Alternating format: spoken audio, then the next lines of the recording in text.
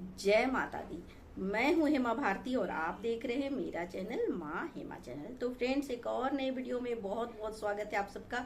उम्मीद करती हूँ कि आप सब स्वस्थ होंगे, मस्त होंगे और जहाँ कहीं भी होंगे बहुत खुश होंगे। तो चलिए फ्रेंड्स, इस वीडियो में जानते हैं कि साधु और ढोंगी में हम कैसे पहचान करें।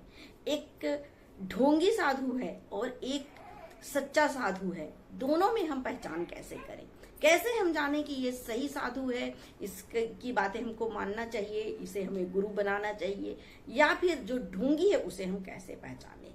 चलिए एक एक करके हम अच्छे से आपको बताते हैं और समझाते हैं। आप बिल्कुल बुड़बक ना बने, मूर्ख ना बने, क्योंकि ऐसे ऐसे साधु बैठे हैं जो आपको मूर्ख बना रहे हैं प्रतिदिन और आप मूर्ख बन रहे हैं। तो ऐसे साधुओं से बचें। तो चलिए कैसे पहचानेंगे मैं बताती हूँ। तो अगर आपको मेरा वीडियो अच्छा लगे तो लाइक शेयर कमेंट कर दीजिएगा। मेरे चैनल में नए हैं तो चैनल को सब्सक्राइब कर दीजिएगा, बेल आइकन प्रेस कर दीजिएगा ताकि मेरे वीडियो के नए नोटिफिकेशन सबसे पहले आप तक पहुंचे। आप भी मेरे जैसे ही माता रानी के भक्त हैं तो मेरे कमेंट बॉक्स में जय माता दी लिखना ना भूलें। और चलिए सीधे चलते हैं साधु जी के पास और साधु की पहचान कराते हैं। देखिए हम लोग क्या करते हैं ना, अभी बहुत से मार्केट में जो है ना बहुत से साधु लोग आए हुए हैं। ऐसे ऐसे साधु ना, अभी तो श्रावण मास में, फिर अभी और मतलब इस तरह का त्योहारों के मौसम में तो ये साधुओं का बस एकदम मतलब क्या बोलेंगे बिजनेस चल जाता है। आज के डेट में एक सही साधु जो सच्चे साधु होते हैं वो मिलने मुश्किल हो गए। किस पर भरोसा करें। ऐसे ऐसे संत आ रहे हैं, ऐसे ऐसे गुरु बन रहे हैं जो कि खुद मतलब इतने गंदे हैं, खुद इतने बुरे बुरे कर्म कर रहे हैं, खुद इतने लालची हैं, ढोंगी हैं, और वो चले हैं दुनिया को समझाने, बताने, सीख देने। क्या ये सही है? कितना हद तक सही है?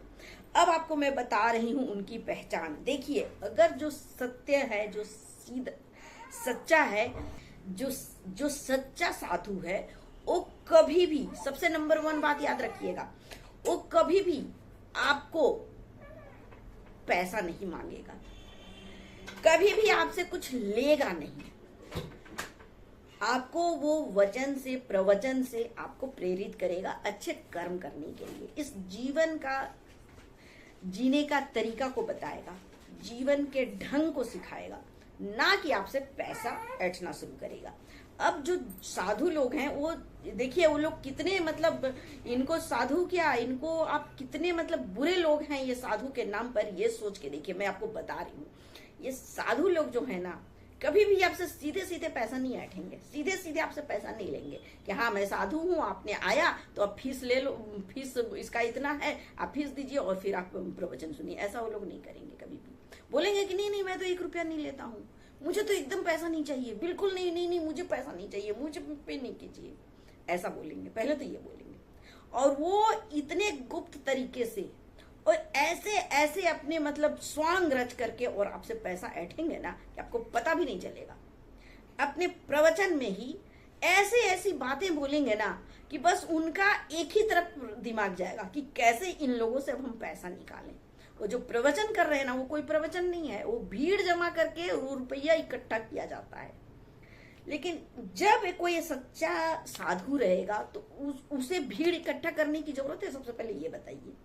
वो चाहेगा कि ज्यादा से ज्यादा मेरा प्रचार प्रसार हो और लोग आए, उसे इस तरह से करना पड़ेगा, कहीं जाना पड़ेगा, उसे लोगों की लालच होगी। लोगों का लालच का मतलब है लालच, लालच अब रुपया पैसा से हो चाहे कुछ भी।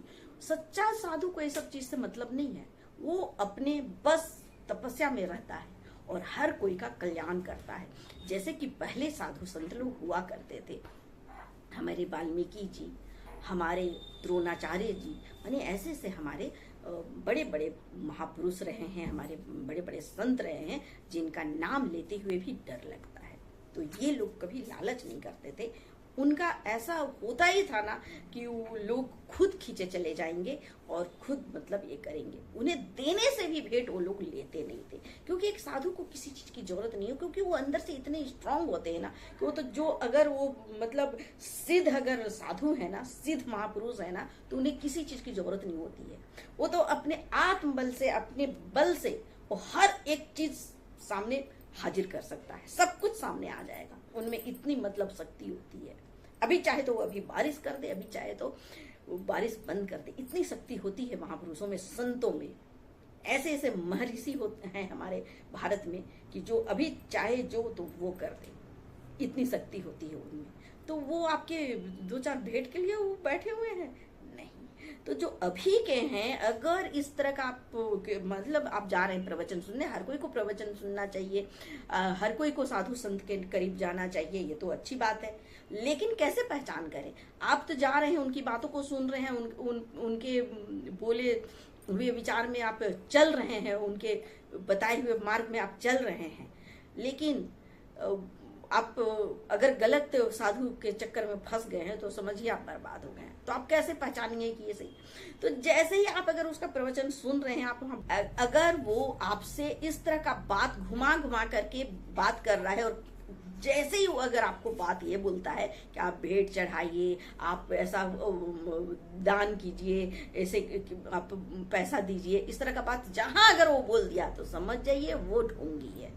फिर आप दोबारा मत जाइए उनके पास, क्योंकि इनका काम है पहले तो प्रवचन देंगे, फिर लोगों का भीड़ इकट्ठा करेंगे, और फिर उनको प्रवचन में बोलेंगे कि डराएंगे, ऐसे ऐसी चीज बोल बोल के डराएंगे ना आपको। सीधे सीधे नहीं बोलेंगे कि भेंट दीजिए, सीधे वो पहले आपको डराएंगे, बताएंगे कि आपने ऐसा पाप कर दिया है, ये कर दिया है, आपने ऐसा नहीं किया, वैसा नहीं किया, तो अब ये पाप कैसे मुक्त होंगे, तो आपको ये सेवा करना चाहिए, ये वो सेवा करना चाहिए, बुजुर्गों का सेवा करना चाहिए, गौ माता का सेवा, ना जाने ऐसे कैसे कैसे चीज बोलेंगे, डराएंगे, और फिर आपको सेवा भाव से लेंगे और बोलेंगे कि हम लंगर चलाते हैं, हम खिलाते हैं, पिलाते हैं दूसरों को, हम इतने लोगों का सेवाएं हम कर रहे हैं। ऐसे चीज बोल बोल कर आप भी सेवा करें, आप भी पाप से मुक्त होइए, ऐसे बोल बोल करके आपसे पैसा ऐंठेंगे और अपने नाम पर सेवा करेंगे सबकी। आप क्या फिर सेवा कर रहे हैं? जब आप पब्लिक से ही पैसा ले रहे हैं और आप लंगर चला रहे हैं, आप लोगों में बांट रहे हैं, तो फिर आप क्या कर रहे हैं? आप तो फिर कुछ किए नहीं, तो आप ये ढोंग क्यों करते हैं? तो ऐसे ढोंगी से बचे जो पैसा ऐंठने का काम करता है, जो हमेशा ले दे करके वो हर तरह का बात करते करते प्रवचन के द्वारा और आपसे पैसा झीट रहा है, तो वो ढोंगी है। तो ऐसे बाबाओं में, ऐसे संतों में आप भरोसा मत, और ऐसे लोगों से बचें, और ऐसे लोगों को इकट्ठा करने की जरूरत नहीं होती है, खुद ब खुद लोग जाते हैं। और उम्मीद है फ्रेंड्स कि आपको ये वीडियो बहुत ही पसंद आया होगा। तो इसी के साथ मैं अपना वीडियो अंत करती हूँ। अगले वीडियो में नए विषय के साथ जल्द मिलती हूँ। जय माता दी।